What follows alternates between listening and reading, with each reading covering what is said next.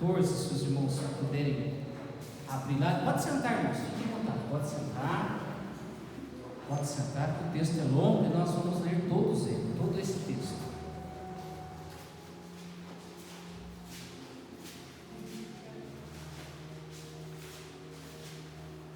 Aleluia. Mateus 25, 14, irmãos.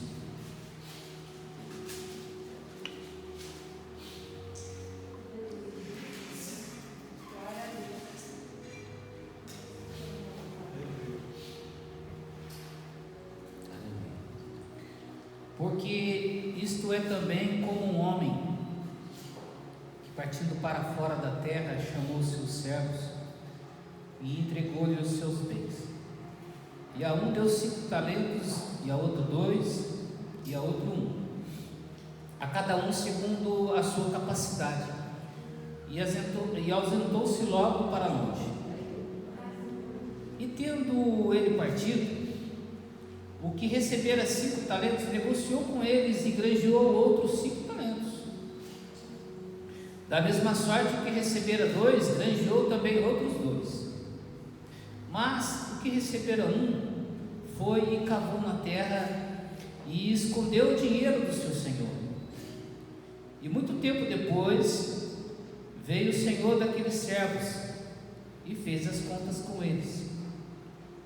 Então aproximou-se o que recebera 5 talentos e trouxe outros 5 talentos, dizendo: Senhor, entregaste-me 5 talentos, eis aqui outros 5 talentos que granjei com eles. E o seu senhor lhe disse: Bem está, servo bom e fiel. Sobre pouco foste fiel, sobre muito te colocarei. Entra na alegria do teu senhor. E chegando também o que tinha recebido 2 talentos, disse: Senhor, entregaste-me 2 talentos, eis que granjei com eles outros 2 talentos. Disse-lhe o seu senhor: Bem está, bom e fiel servo. Sobre pouco foste fiel, e sobre muito te colocarei. Entra na alegria do teu senhor. Mas chegando também o que recebera 1 talento, disse: Senhor, eu conhecia-te, que és um homem duro, que ceifas onde não semeaste e ajunta onde não espalhaste. E atemorizado, escondi na terra o teu talento. Aqui tens o que é teu. Respondendo, porém, o seu senhor disse-lhe: Mau e negligente servo, sabes que ceifo onde não semeei e ajunto onde não espalhei. Devias então ter dado o meu dinheiro aos banqueiros, e quando eu viesse, receberia o meu com juros. Tirai, pois, o talento e dai ao que tem 10 talentos, porque a qualquer que tiver será dado e terá em abundância, mas ao que não tiver, até o que lhe tem ser-lhe-á tirado. Lançai, pois, o servo inútil nas trevas exteriores, ali haverá pranto e ranger de dentes. Amém? Vocês já ouviram ministração acerca dessa palavra, irmãos? Eu creio que sim, né? Eu já ministrei, acho que durante toda a minha caminhada cristã, umas 2 ou 3 vezes a respeito dessa palavra, mas nunca atentei, né, na minha caminhada, para examinar, para ver contexto, origem, o sentido, né? Sempre eu ouvia alguém ministrar algo a respeito, o Espírito também ministrava algo, eu vinha e entregava. Hoje, eu com muita clareza, né, eu transformei essa ministração não numa simples ministração, mas numa palavra de estudo, porque primeiramente ela vem já no contexto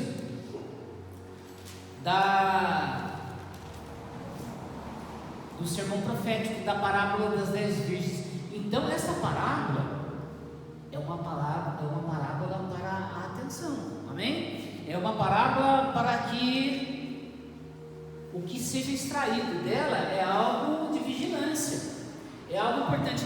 Não é uma parábola qualquer, uma parábola comum.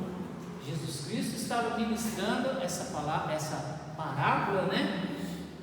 Os irmãos sabem que parábola é um texto figurado, não é um texto real, não é uma passagem bíblica. É um argumento que Jesus Cristo usou com personagens fictícios, né? para ilustrar um ensinamento. Então, sobre esta palavra de advertência, né, para a gente examinar ela com cuidado hoje. Os irmãos já fizeram menção de que ela cita também algo da parte financeira que não tem. Esses talentos, eu já ministrei ele entrando direto de sola, né, levando a administração para a figura espiritual, né, usando a figura de linguagem espiritual, de que são dons do Espírito. Posso usar esse argumento? Posso. Primeiro, eu tenho que dar o sentido literal dela, eu tenho que explicar ela na literalidade do que ela foi escrita, para depois eu figurar e usar o ensino espiritual sobre ela. Esse talentos, irmãos, os irmãos sabem que talentos aqui é uma unidade de peso, tá bom? Biblicamente falando, 34,6 kg é uma medida, né? Uma unidade de medida que eles usavam para medir, pesar ouro, prata, bronze, chumbo e por aí vai, né?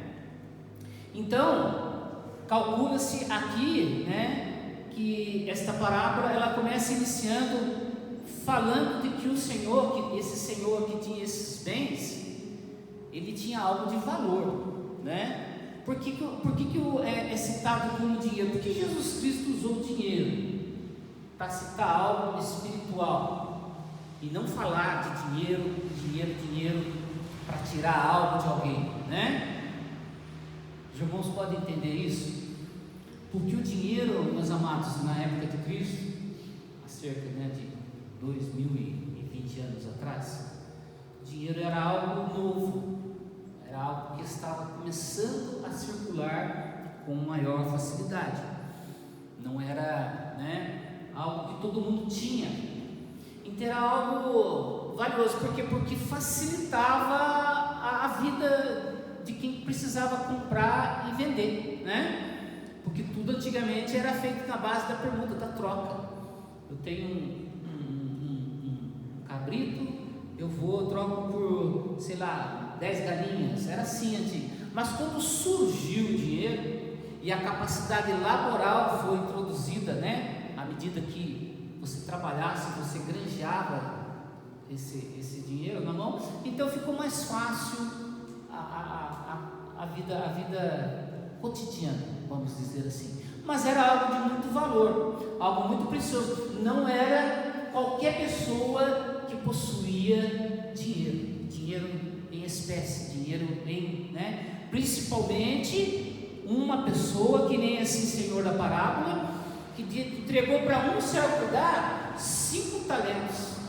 Então ele entregou 150, quase 170 quilos, que seja de ouro, que seja de prata, para um dos empregados dele, irmãos, granjear, negociar. Por quê? Porque o que tem valor não é para ficar parado, né? O que tem valor é para ser multiplicado. Vocês estão entendendo? Agora, Jesus pega o valor monetário e agora ele começa a agregar, então, para o valor espiritual.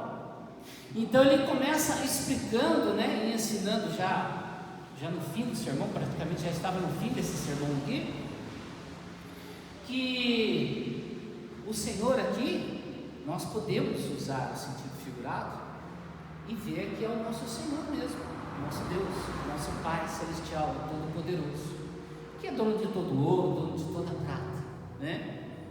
E que ele, ao trabalhar dele, ao dispor dele, ele tem servos. Esses servos, nós podemos nos incluir, né, nessa ministração como um desses 3 grupos aqui, né? Um desses 3 personagens aqui que não tem nome. Um que recebeu 5, um que recebeu 2 e outro que recebeu 1. E o interessante é nós percebermos que ele fala assim, e ausentou-se. Depois que ele entregou isso aí, ele ausentou-se logo e foi para longe. Então, nós podemos entender que Jesus Cristo já estava falando já há muito tempo com os discípulos que ele iria ser morto, crucificado, ele ressuscitaria, mas depois de um tempo ele assuntaria, ele subiria aos céus, ao lado do Pai, né?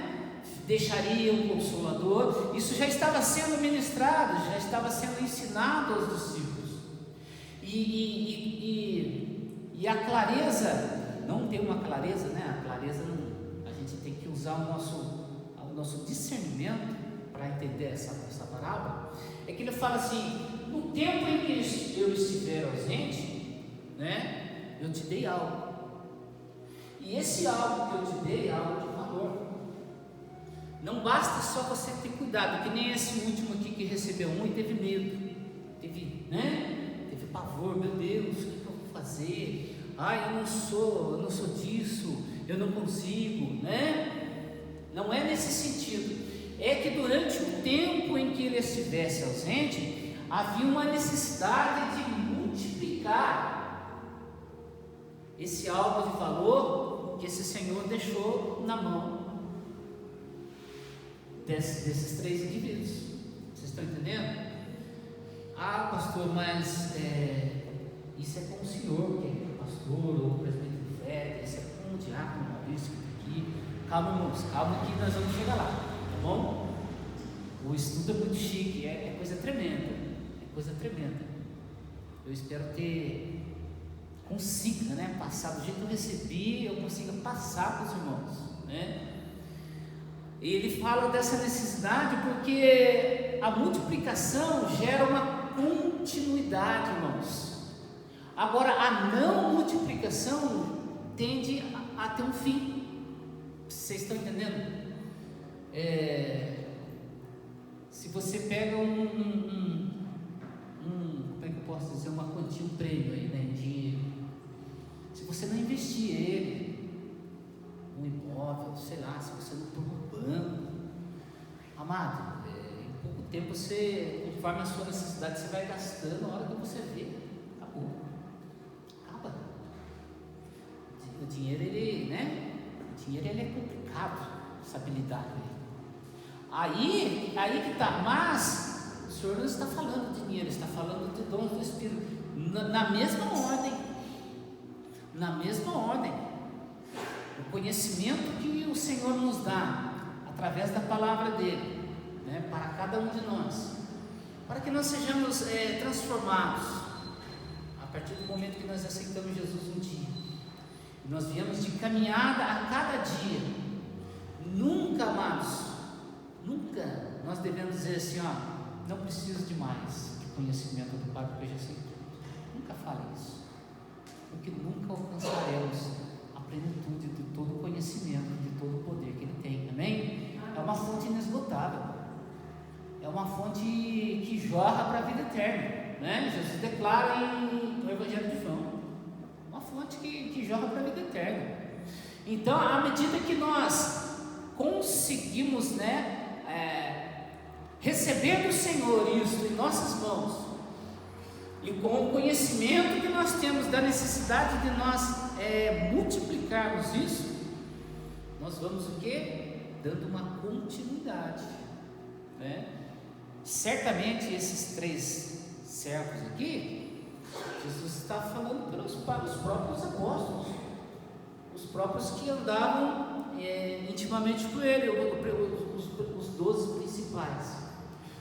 principais que andavam com ele. Por quê? Porque Jesus Cristo ia cumprir tudo aquilo que acerca dele estava escrito, e aqueles 12 seriam os multiplicadores, né? Para granjear, para multiplicar, para ter um alcance. Eles foram bem sucedidos ou não foram, irmãos? Sim, né? Porque o Evangelho está aqui, graças a muita dor, muito sofrimento, muita perseguição, muito sangue, muita vida inocente entregue, né, irmãos? Muito açoite. Eles sofreram muito, mas chegaram. Eles tiveram a conclusão porque o Evangelho chegou até nós. E ele fala assim, então, a um ele deu 5 talentos, Esses 5 talentos, no estudo que eu recebi, são os 5 dons ministeriais, os pilares dos dons ministeriais, né, de ofício na igreja do Senhor. Não que sejam os únicos, mas são os 5 primeiros, ou 5 primários, né, que, se não me engano, está no texto de Efésios, que são apóstolo, profeta, evangelista, pastor e mestre. E o nosso pastor, o nosso discipulador, ele, até a pastora usou o desenho da mão, né, para colocar no símbolo do culto. Ele usou a palma da mão para designar cada um desses ministérios, cada um desses ofícios. Antes de eu falar de cada um deles, posso dizer com certeza que Jesus Cristo cumpriu esses 5 dons. Ele cumpriu, tanto como apóstolo, profeta, evangelista, né, pastor e mestre. Mas a parábola fala que tem uns que receberam só 2. Estes são os demais apóstolos, né? Pedro, Paulo. Eles eram que Paulo ele era considerado, né, chamado de apóstolo e mestre. Pedro, apóstolo e mestre. Filipe, apóstolo e evangelista. Então, são 2 dons ministeriais em que eles receberam da parte do Senhor para granjear, para, né, multiplicar, negociar com isso como algo de valor, e eles foram bem sucedidos. Vamos deixar esse último aqui, depois a gente fala que também tem na Bíblia. Amém? Também tem na Bíblia. Então, os 5 dons ministeriais, algo bacana que o mestre usou, né? Ele fala que a classificação, irmãos, que o apóstolo Paulo usa, não é pelo grau de poder, pelo grau de como que eu posso dizer, de importância, nem de autoridade espiritual, tá bom? Mas por propósitos, para o uso de Deus, né?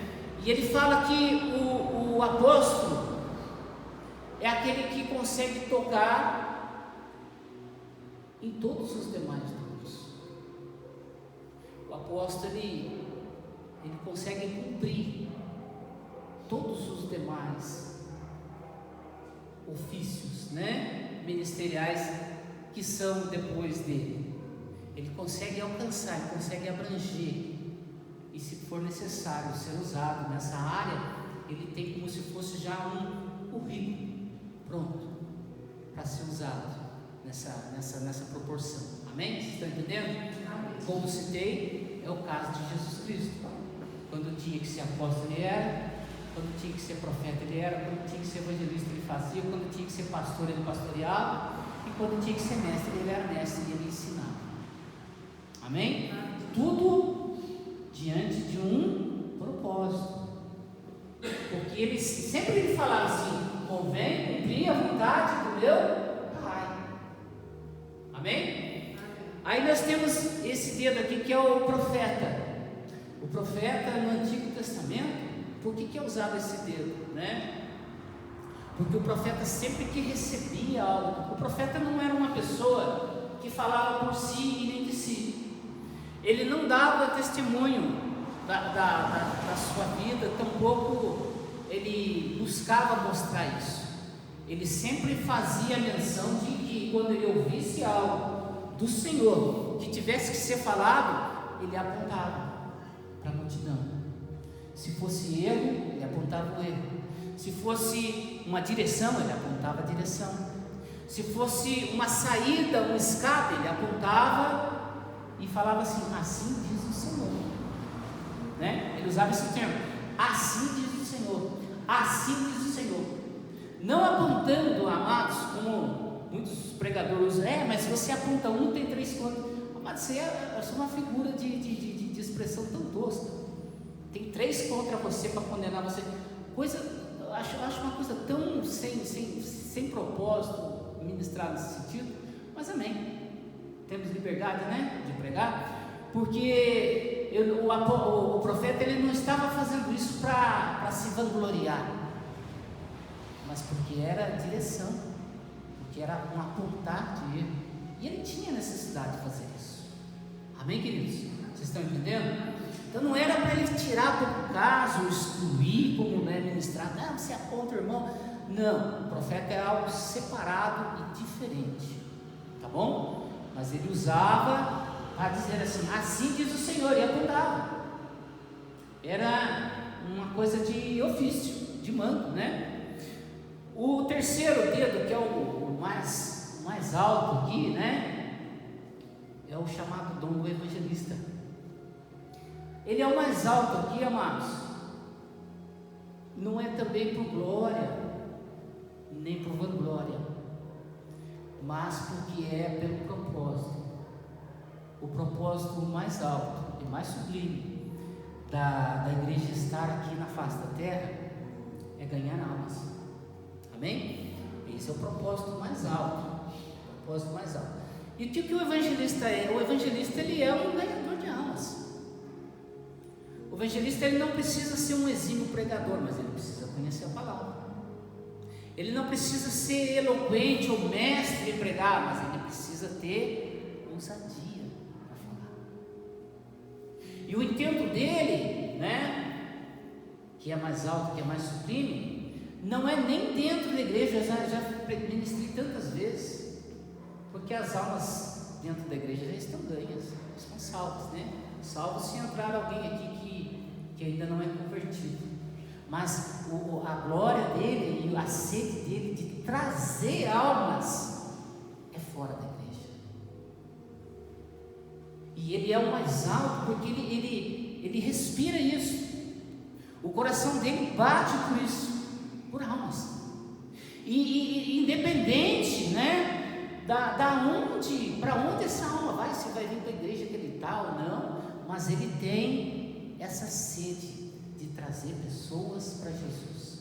2 textos na Bíblia, no livro de Atos, que fala a respeito de Filipe, um dos poucos evangelistas citados na Bíblia, né? Filipe, que ele fala que aonde ele tinha oportunidade, ele foi em Samaria e pregou para o povo lá e falou de Jesus.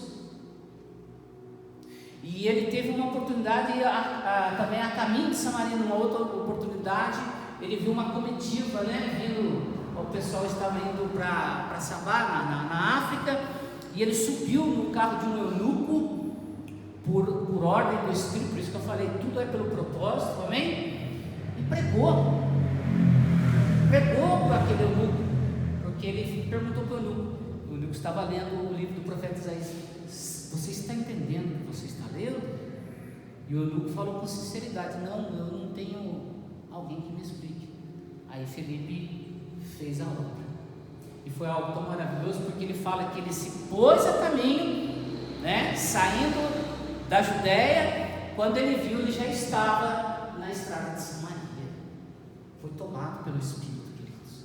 E o evangelista ele tem também essas 2 ferramentas agregadas para o exercício do ministério. O primeiro é sinais e prodígios. Muitos evangelistas fazem muitos sinais e prodígios, por quê? Porque isso atrai a atenção de pessoas. Tem pessoas que se convertem pela curiosidade, isso é natural. Elas se convertem porque elas veem um milagre, elas são quebrantadas ali, né? E elas falam, poxa vida, Deus existe mesmo, olha aqui, Deus usando uma pessoa, e elas querem ir para Jesus por isso, né?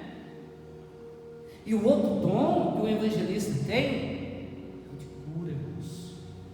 Não é só cura de enfermidades, não, mas cura de almas. Com poucas palavras, mas com palavras de ousadia e palavras vindas, né, do céu, ele consegue curar almas. Por isso que ele, a posição dele, como se fosse o maior de todos, mas não para a glória, mas para a glória de Deus, porque o propósito dele é rico, o propósito dele é maior. Amém? Vocês estão entendendo? O propósito dele é maior. Eu estou falando meio por cima, mas eu vou trazer um por um, irmãos, os estudos um por um, tudo, trazendo textos bíblicos, é coisa maravilhosa. O quarto aqui, né? Esse aqui é o ofício, o dom do pastor. Observe que é o dedo que fica onde? Coloca a minha aqui, eu costumo usar, mas é o dedo da aliança.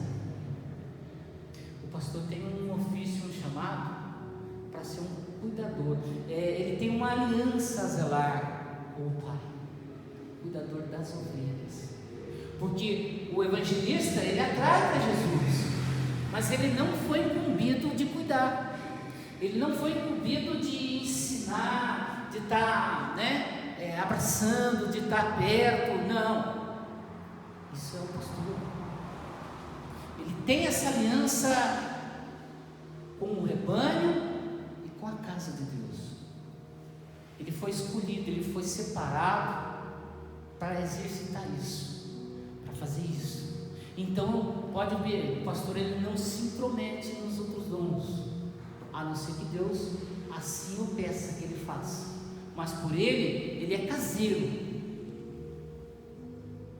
Gosta de cuidar da igreja, gosta de cuidar do povo da igreja. Tá bom? Vocês estão entendendo? Tanto é que o pastor não faz evangelismo. Faço, irmãos, eu faço, mas isso assim é exceção. Exceção, só quando Deus toca mesmo, porque isso é uma atividade que ainda, fica a cargo de outras pessoas.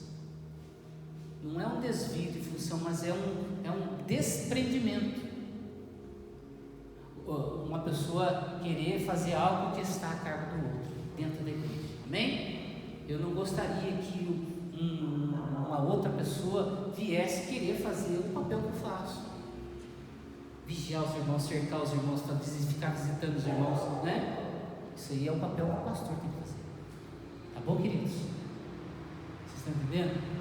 Vocês podem visitar os irmãos como amigos, confraternizar, fazer um sacrifício, um churrasco, mas assuntos ministeriais nessa hora tem que ser deixado de lado. Pode contar piada de crente, pode rir, pode comentar do Jornal Nacional, falar mal do presidente, pode fazer tudo, mas assuntos ministeriais nessa hora tem que ser deixados de lado. Tá bom, queridos? Faça uma visita de fraterno, de irmão, de que está com saudade, quer estar junto, e isso vai ser bom para a sua saúde. Tá bom? Glória a Deus. Parece que vocês não estão gostando, irmão, mas é sério esse estudo, viu? O último dedinho aqui, mestre. O louco, pastor, não é um dedinho. Para que serve o dedinho? O mestre, amados, ele também é como se fosse um ajudador em tempo oportuno. O que é isso? Ele tem um dom de receber em revelação, principalmente em revelação pela palavra, que às vezes eu preguei 5, 10 vezes numa palavra, e ele num versículo a inspiração vem de uma maneira para ele que ele prega também sobre um versículo, algo totalmente novo, algo totalmente maravilhado, e extrai daquele versículo algo que nas 10 ministrações o pastor não conseguiu. Esse é o mestre. É um dom divino de Deus de trazer enriquecimento na área do conhecimento bíblico através da revelação da palavra. Todo mundo pode alcançar o dom de mestre? Pode. Se buscar com sede, amado, diz a palavra, serão saciados. Amém? Todos esses dons aqui podem ser buscados? Podem. Todos eles podem. Mas entenda primeiramente uma coisa. Assim como ele falou assim, conforme ele entregou, Deus entregou conforme o que? A capacidade de cada um, amém? Então, Deus nunca ia colocar esses 5 dons, vamos supor assim, né? De ofício ministerial, por exemplo, sobre Pedro. Por quê? Porque seria uma cobrança espiritual muito grande. Mas Pedro poderia sim, com o tempo, né? Porque primeiramente, a parábola ela é muito clara, quando ele explica que o Senhor veio ajustar as contas. Ele fala assim: servo bom e fiel, sobre o pouco, né? Sobre o pouco foste fiel. Ou seja, naquilo que o Senhor coloca na minha e na sua mão para fazer, se a gente consegue a dimensão disso de entender, né? E consegue aplicar isso, nós estamos sendo bons e fiéis. Então, se é o dom do evangelista, se é o dom do profeta, se é o pastorado, se é o de mestre, se é o de apóstolo, né? Cada um tem um ofício, cada um o Senhor colocou sobre uma responsabilidade, porque sabia da capacidade que aquela pessoa teria, que às vezes a própria pessoa às vezes não acha que não tem. Isso é normal a gente temer, amém, irmãos? Por quê? Porque a obra do Senhor é um desafio. A obra do Senhor ele fala, quando Jesus fala assim: aquele que quiser vir após mim, negue-se a si mesmo. Isso é um desafio, irmãos. Isso é um desafio tremendo. Você se negar a si mesmo para fazer algo, ou em prol do reino, ou em prol do próximo, ou em prol da igreja, ou em prol de um irmão da igreja. Vocês estão entendendo? Ainda que você esteja operando aqui sobre esses dons, hein? Que são os dons pilares, os dons principais. Mas tem muitos outros. Observa o que sustenta os dedos aqui, irmãos. A palma da mão, não é? Que seria dos dedos. Ele tem uma ligação com o braço pela palma da mão, amém? E a palma da mão, você observa essas dobraduras que a mão fecha aqui, mas se você olhar e analisar, ela parece o quê? Como se fossem caminhos, como se fosse um pequeno mapa. E toda essa palma da mão, ela figura, viu, irmãos? Vou dizer que ela figura o ministério de socorro. O que é o ministério de socorro, pastor? É a assessoria dos ministérios que vão ajudar quem opera nesses 5 dons. Os amados não sabem disso porque a Bíblia não é clara e ela não explica. Mas Paulo teve muita dificuldade para ser inserido entre os 12, amém? Ele tentou entrar com tudo de primeira, não conseguiu. Aí ele ficou quase 15, 16 anos no deserto, sumido. Aí depois ele foi para a Síria. Na Síria ele conheceu Barnabé, que estava inserido com eles. Barnabé trouxe Paulo. E quando Paulo, então, enfim, Barnabé dá um testemunho: não, mas eu vi ele pregar, ele prega muito bem, é um dos nossos agora, tá, tudo bem. Aí o Espírito Santo fala assim: separa-me, Barnabé e Paulo. Na Bíblia fala Saulo, para uma obra que eu os tenho enviado. Agora, eles foram fazer uma viagem de barco. Uma viagem de barco naquele tempo custava o equivalente a uma passagem de avião hoje. E a igreja ainda não tinha sido estabelecida. A igreja ainda ia ser formada, irmãos. Quem que você acha que pagou as viagens de Paulo?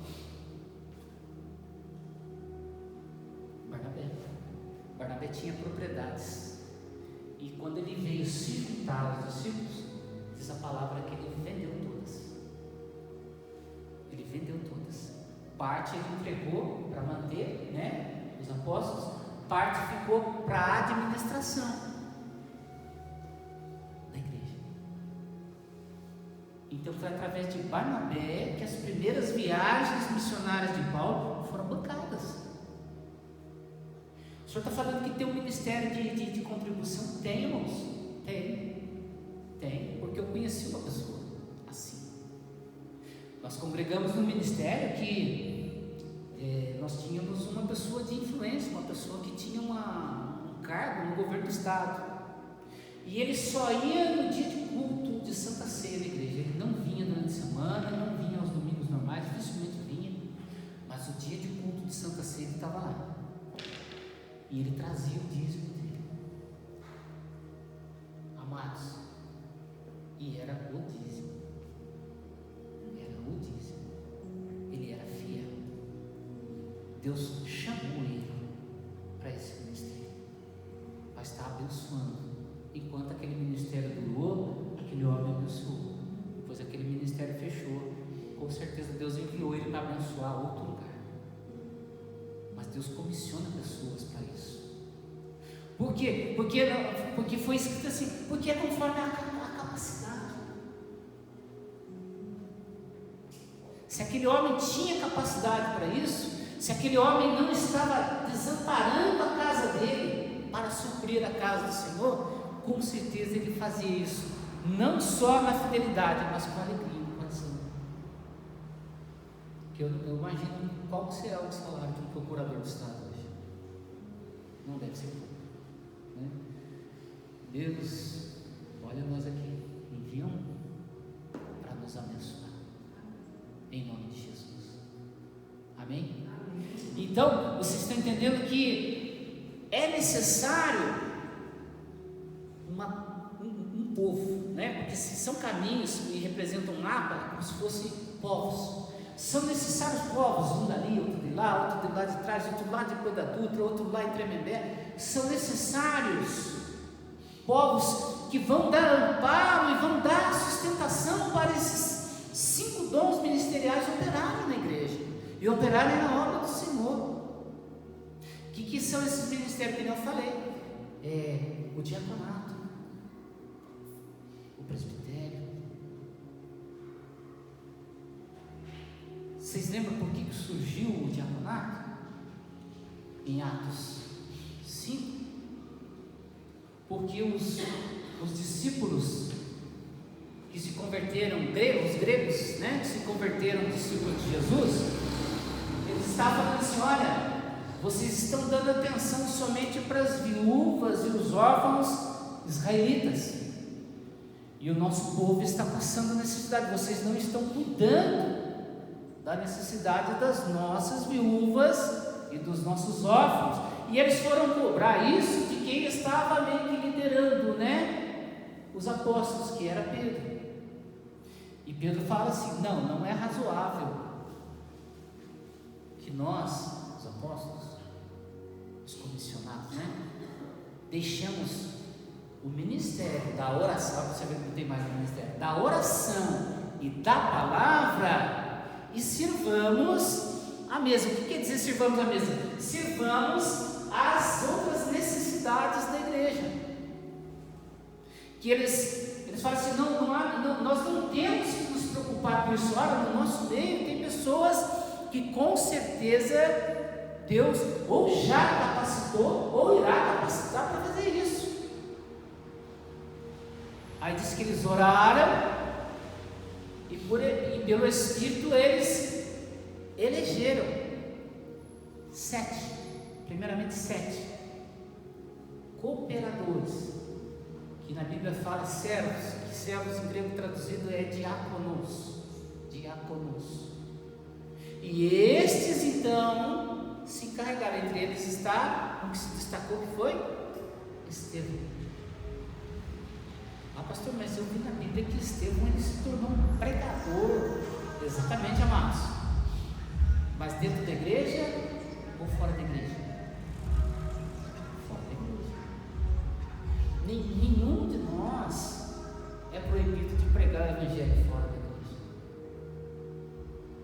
mas dentro da igreja ele pode pregar? Pode sim também, quando chegar a oportunidade dele, quando chegar a vez dele, quando ele entender que pelo Espírito o pastor comissiona os dias, pelo Espírito o pastor determina as oportunidades, aí ele pode pregar também. Mas fora da igreja está livre. Como eu falei, ele tem que granjear. Porque sendo fiel no pouco, a palavra diz que então sobre muito ele será colocado. Então o diácono, quando ele se destaca, quando ele desenvolve, ele começa a granjear, né? O Senhor ele toma ele falou: opa, esse eu vou dar um upgrade, não acho que é isso mesmo, né? Vou dar uma levantada, porque ele está sendo fiel no pouco, eu vou colocar ele mais. Deus é assim, amados.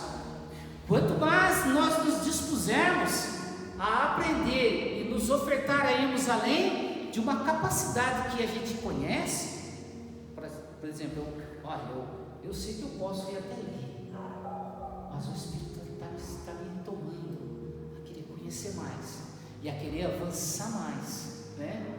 Isso é ganância? Não. Isso é soberba? Não. Isso é sair fora da função? Não. Porque você está com um pensamento, você está com um desejo, você não está se atirando para fazer. Então você vai receber uma resposta do Senhor a respeito disso. Quando eu me converti, ouvindo, né, a palavra do estacionamento da igreja, porque eu olhava os carros. Eu depois fui para a porta, depois eu fui trabalhar na porta, e quando eu via os pregadores ou o nosso pastor pregar, eu desejei isso. Eu falei assim: puxa, mas é muito bacana a mensagem, muito bacana o ensinamento, eu gostaria de um dia também estar ali. Amados, Deus ouviu o que o seu coração sente ou semente a obra, né? Deus ouve, tá bom? E Deus ouve, e ainda que fale assim, né? O profeta, o dom de profeta já é escolhido já no ventre, né? Mas o tempo de maturação é Deus que traz. Porque quando chamou Jeremias falou assim: não, mas eu sou muito menino. E Deus falou assim: não fale, você é um menino. Deus quis falar para ele: porque sou eu que estou te chamando, sou eu que estou te capacitando. Né? Jeremias tremeu. Por quê? Porque aquele tempo, amados, estava num fervor de desgaste espiritual tão grande, um afastamento de Deus tão grande, muita injustiça sendo praticada no meio do povo deles. A própria família de Jeremias, né, quando ele começou a pregar o que Deus mandava, a família rejeitou ele. A família falou: sai daqui porque você vai manchar a gente com os religiosos aí, os fariseus aí, você vai deixar a nossa reputação mal. A Jeremias tinha que ser usado, porque ele tinha que obedecer a voz de quem o trouxe. Amém, amados? Assim somos nós. Quando o nosso coração se desprende a querer fazer algo na obra, nosso coração ele deseja. E se você já está apto, está pronto, Deus vai te mostrar, porque é Deus que estabelece. O nosso mestre lá, o nosso ensinador, ele falou assim: o maior erro de muitas pessoas é de querer estar em lugares em que Deus não queria que eles estivessem. Porque se Deus chamou uma pessoa para começar com um diácono, mas ela chega e ela faz amizade com o líder da igreja, e ela começa a se mostrar que ela, né, o líder vai, já é pastor. Não, mas tem que ser fiel no pouco, e no tempo em que o Senhor prepara. o tempo que o Senhor determina para que ele seja instruído, fortalecido, capacitado, porque quando ele avança um grau acima, a cobrança é maior. Não está escrito: a quem muito for dado, muito será cobrado, não é isso? E eu convivi com uma pessoa que, quando eu era cooperador, não era diácono, ele era diácono, mas era um diácono muito conceituado, muito bom, um servo fiel mesmo da obra. E um belo dia, numa consagração, ele foi chamado. E ele falou assim: mas eu não senti que é de Deus isso, porque eu não me sinto preparado. Eu falei assim: olha, eu não entendo disso, mas você chamou, você tem que ir, não tem? Você não pode recusar. Aí ele foi, irmãos. Ele foi consagrado a presbitério. Você acredita que depois que ele consagrou o presbitério, 3 meses depois ele estava fora da igreja? Desviado.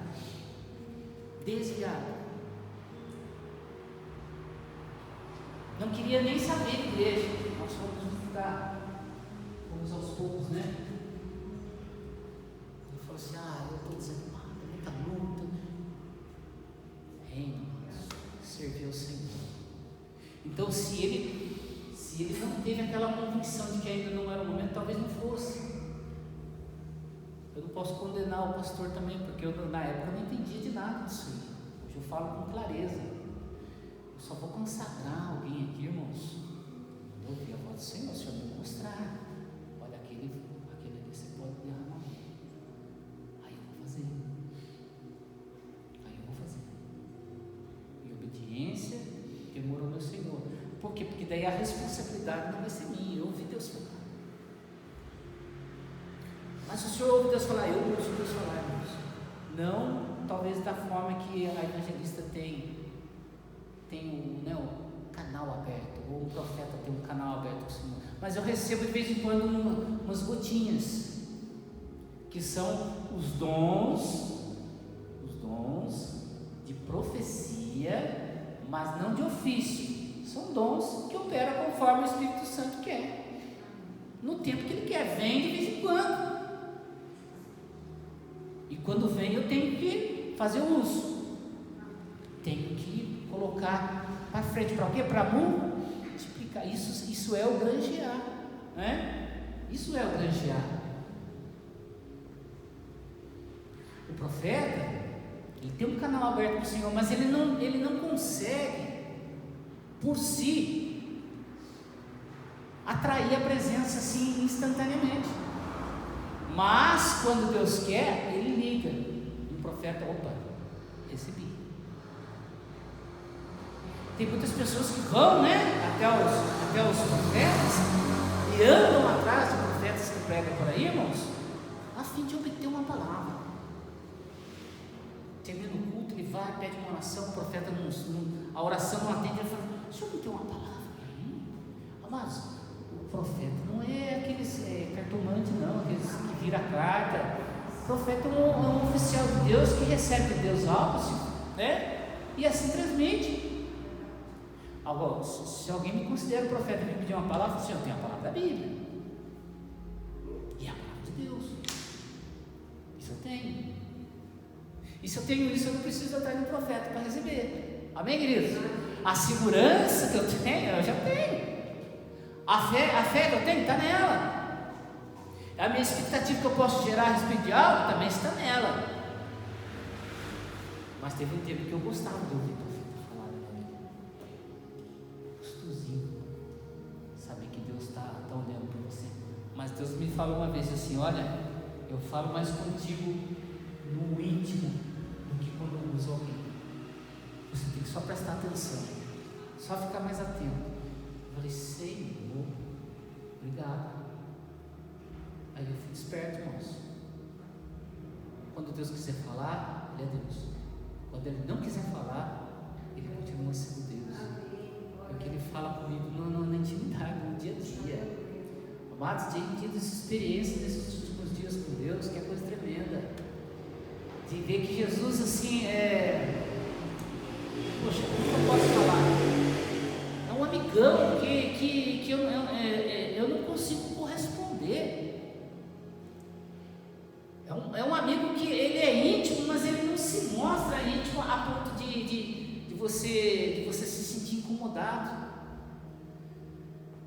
Mas de repente você olha e fala assim: Jesus está aqui, ele operou algo agora e maravilhou meu coração, porque eu estava irado e de repente veio essa sensação de paz. É o Senhor.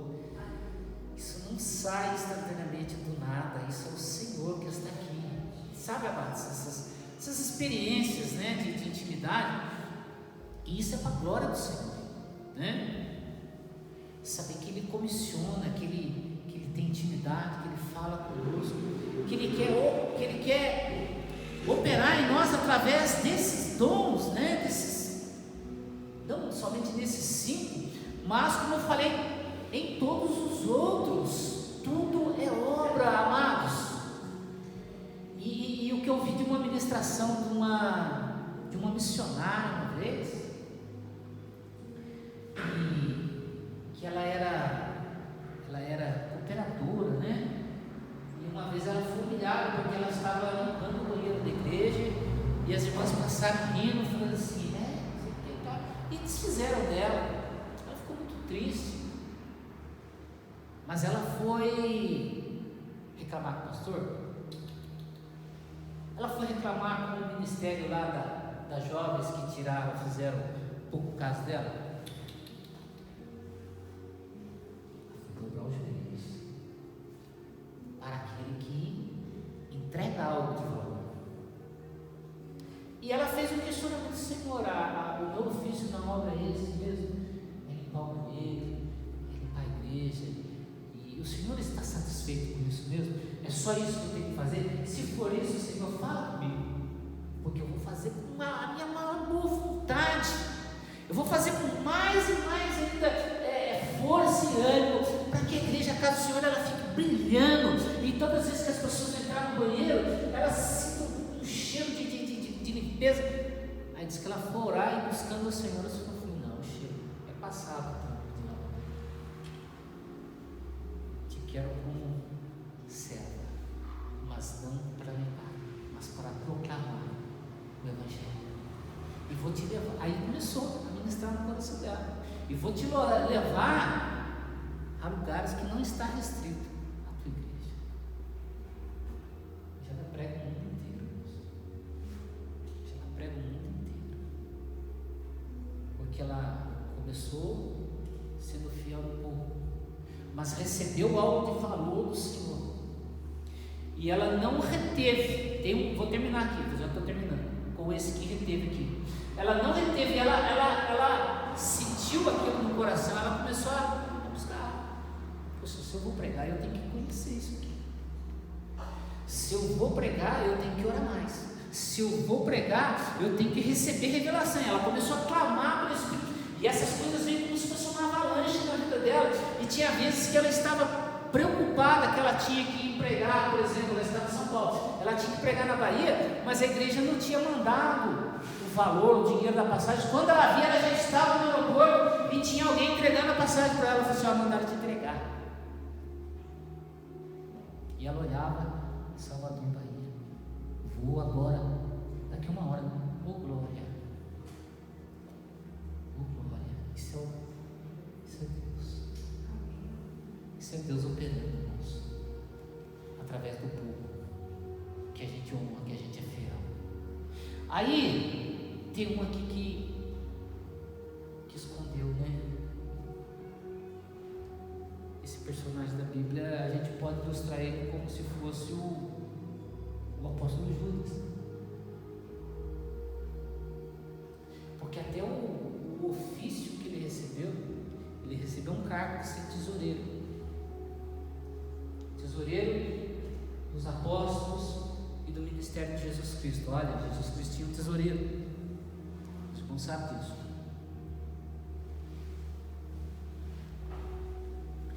E eu não entendo porque que tem pessoas que falam que é pecado pregar sobre dinheiro na igreja, que isso não está atrelado à Bíblia. Se o ministério de Jesus precisou de um tesoureiro, então não sei por que não falar de dinheiro na igreja, né? Mas Judas recebeu esse ministério, esse ofício, e nem isso ele foi fiel, porque na passagem que no Evangelho de João, que aquela mulher do vaso de alabastro, ela quebra, né, o perfume e joga sobre Jesus, ele fica indignado, ele fala assim: para que esse desperdício? Jesus deu uma nele. Deixa disso.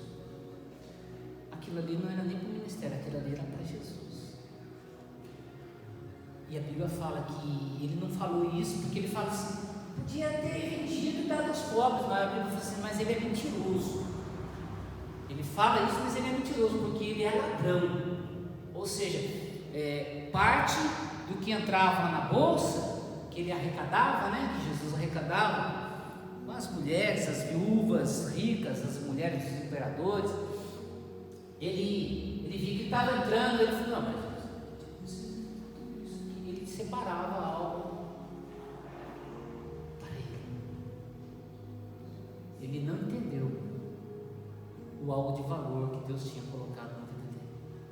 E aquilo ali foi uma brecha, foi uma rotura para que Satanás entrasse e usasse ele como o escolhido que ia ocasionar aquela missão, né, de entregar Jesus para os fariseus. Esse é o que enterrou o talento.